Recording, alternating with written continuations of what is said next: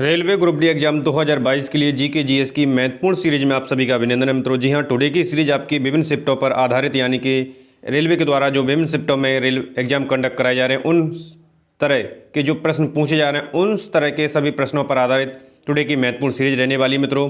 तो टुडे की हमारी जीके जीएस की महत्वपूर्ण सीरीज 9 है। इससे पहले हम 8 सीरीज लगा चुके हैं। यदि आप लोगों के द्वारा नहीं देखी गई हैं तो चैनल के डिस्क्रिप्शन बॉक्स में लिंक है, वहां जाकर सभी सीरीज को बेहतर तरीके से देख सकते हैं, क्योंकि एक एक सीरीज और एक एक प्रश्न आपके एग्जाम को फतेह कराने वाला है। जी हाँ मित्रों, और जितने भी हमारे न्यू विजिटर हैं चैनल को सब्सक्राइब करेंगे और चैनल को सब्सक्राइब करने के पश्चात पास में जो बेल आइकन उसको प्रेस करेंगे ताकि समय से लेटेस्ट वीडियो का आपको नोटिफिकेशन मिलता रहेगा मित्रों।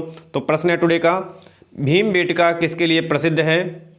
एक एक प्रश्न आप सभी के लिए इंपॉर्टेंट है, इसलिए कंप्लीट वीडियो को देखें, कंप्लीट प्रश्नों को आप लगाएं स्वयं से वीडियो को बीच में पॉज करके, ठीक है। तो भीमबेटका प्राचीन काल में यानी गुफाओं में के जो शैल क्षेत्र थे उसके लिए प्रसिद्ध की, ठीक है। तो यहाँ से आंसर आपका ए हो जाएगा। अगला प्रश्न आपका, सिंधु घाटी के लोगों की एक महत्वपूर्ण रचना किसकी मूर्ति थी? जो सबसे महत्वपूर्ण रचना थी, तो यहाँ से भी आपका राइट आंसर होगा। तो यहाँ से इसका राइट आंसर हो जाएगा ऑप्शन बी, नृत्य करती हुई नर्तकी। अगला प्रश्न, महावीर स्वामी का जन्म किस कुल में हुआ था? एक एक प्रश्न इंपोर्टेंट है, इसलिए वीडियो को बीच में पॉज करके सही आंसर आप स्वयं से लगाएंगे। तो महावीर स्वामी का जो जन्म हुआ था उस कुल का नाम पूछा गया है, तो ज्ञात्रक कुल में जन्म हुआ था उनका, यानी आंसर यहां से बी हो जाएगा। अगला प्रश्न आपका, भारत में कौन सा क्षेत्र प्राचीन काल में अवंतिका के नाम से जाना जाता था या अवंतिका के नाम से प्रसिद्ध था? ठीक है, कई बार ये प्रश्न आपके पूछे गए हैं और शिफ्टों में पूछे भी जा रहे हैं इस तरह के प्रश्न। तो यहां से इसका राइट यानी ऑप्शन डी मालवा, ठीक है, जो कि एमपी में वर्तमान में। नेक्स्ट है आपका, भाग एवं बलि थे। जो भाग और बलि जो थे, प्रश्न को रीड करेंगे, ऑप्शन को रीड करेंगे बेहतर तरीके से। तो भाग एवं बलि जो थे राजस्व को प्राप्त करने के स्रोत थे या राजस्व कर थे, ठीक है, आंसर बी हो जाएगा यहां से। अगला प्रश्न था, किस शासक के सिक्के संगीत के प्रति प्रेम दर्शाते हैं?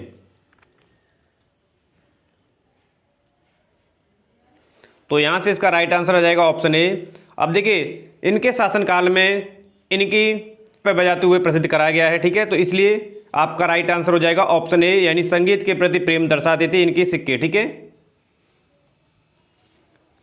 नेक्स्ट आपका, गुप्त शासकों की सरकारी दरबारी भाषा थी या गुप्त शासकों के समय सरकारी राजकाज की भाषा रही थी? तो इस तरह भी प्रश्न बना है, तो यहां से इसका राइट आंसर होगा। तो गुप्त शासकों के समय जो सरकारी कामकाज की या सरकारी दरबार की जो भाषा थी वो संस्कृत थी, ठीक है, और यहीं से संस्कृत का उदय हुआ, याद रखेंगे, आंसर आपका डी हो जाएगा। नेक्स्ट है आपका, राजवंशों में से किसके शासक अपने शासनकाल में ही अपना उत्तराधिकारी घोषित कर देते थे? तो यहां से इसका राइट आंसर होगा। तो यहां से इसका राइट आंसर हो जाएगा चोल, ऑप्शन बी करेक्ट हो जाएगा।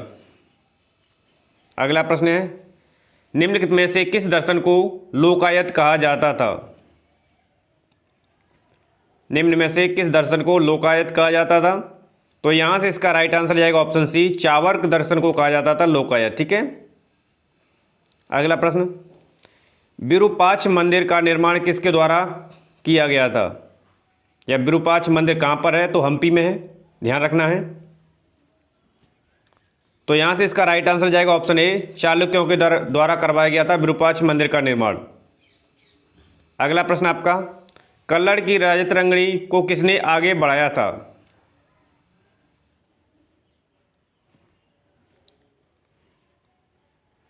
तो यहां से इसका राइट आंसर है ऑप्शन डी, जोनराज एवं श्रीवर के द्वारा लिखी गई थी रजत रंगनी 2, ठीक है, इनके द्वारा कल्लड़ की जो रजत रंगनी थी उसको आगे कंटिन्यू किया गया था, ठीक है। अगला प्रश्न आपका, मोहम्मद बिन तुगलक किसमें कुशल था? तो यहां से इसका राइट आंसर होगा। तो राइट आंसर यहां से हो जाएगा इसका ऑप्शन डी, दर्शन शास्त्र में जो थे मोहम्मद बिन तुगलक कुशल थे। अगला प्रश्न है आपका, निम्नलिखित युग्मों पर विचार करने हैं, क्योंकि युग्मों से आपके लेकर के हर शिफ्ट में 1 से 2 प्रश्न हर बार बन रहे हैं, ठीक है, तो सुमेलित करना है। यात्री दिए हुए हैं, देश दिए हुए हैं। तो यहां से जो राइट आंसर है वो डी हो जाएगा, यानी केवल 3 ही राइट है, बाकी सभी गलत दिए हुए हैं। ठीक है, अगला प्रश्न आपके लिए, सूची फर्स्ट को सूची सेकंड से सम्मिलित कीजिए और सूचियों के नीचे दिए हुए कूट का प्रयोग करते हुए सही उत्तर का चयन करना है। यहाँ पर ये सूची 1 में लड़ाई दी हुई है और सूची सेकंड में आप उस लड़ाई से संबंधित वर्ष दिए हुए हैं। ठीक है, तो ये आपको ध्यान रखना है कि कौन सा युद्ध किस वर्ष हुआ था। ठीक है, तो यहाँ से इसका राइट आंसर होगा पानीपत का युद्ध हुआ था आपका, अगर यदि मिलान करेंगे तो सेकंड यानी कि 1526 में। ठीक है, पानीपत का जो युद्ध हुआ था वो 1526 में हुआ था, और खानवा का युद्ध जो हुआ था वो 1527 में हुआ था। ठीक है, याद रखेंगे, यहाँ से तो अब याद आ गया होगा ना। और चौसा का युद्ध हुआ था आपका 1539 में, और कन्नौज का युद्ध हुआ था आपका 1540 में। तो इस तरह यहाँ पर देखने पर आपका जो राइट आंसर है वो ऑप्शन बी है। ऑप्शन बी करेक्ट है। ठीक है, यानी ए का 2, बी का फर्स्ट, सी का 4 और डी का 3 यहाँ से राइट आंसर है। ठीक है, ये भी आपको विशेष का ध्यान रखना है। अगला प्रश्न आपका, अकबर ने दीन ए इलाही किस वर्ष प्रारंभ किया? अकबर के द्वारा दीन ए इलाही को आरंभ किया गया था। सन पूछे जा रहे हैं क्योंकि कई बार सन से प्रश्न बने हैं भिन्न शिफ्टों में, तो यहाँ से भी याद रखना है। तो राइट आंसर आपका 1582 दीन ए इलाही को इस वर्ष में आरंभ किया गया था अकबर के द्वारा। अगला प्रश्न आपका, शिवाजी के गुरु का नाम क्या था?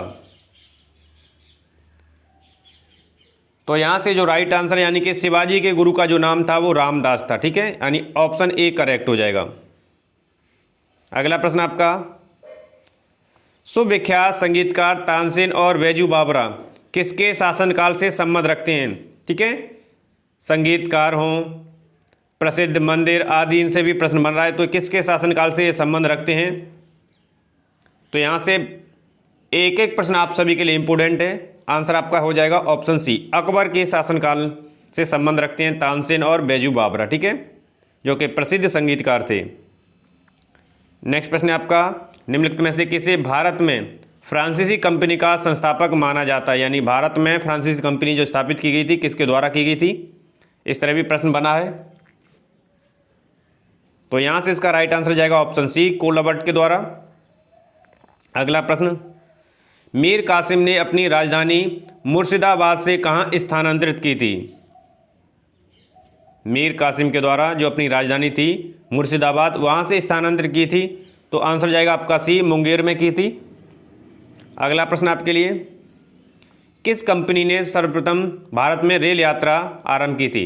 सबसे पहले जो रेल यात्रा या रेल चालू की गई थी 1853 में, याद रखेंगे कहाँ कहाँ से चालू की? मुंबई से थाने के मध्य में चालू की गई थी। ठीक है, याद रखेंगे। तो कंपनी का नाम पूछा गया उस समय, सबसे पहले जो कंपनी थी।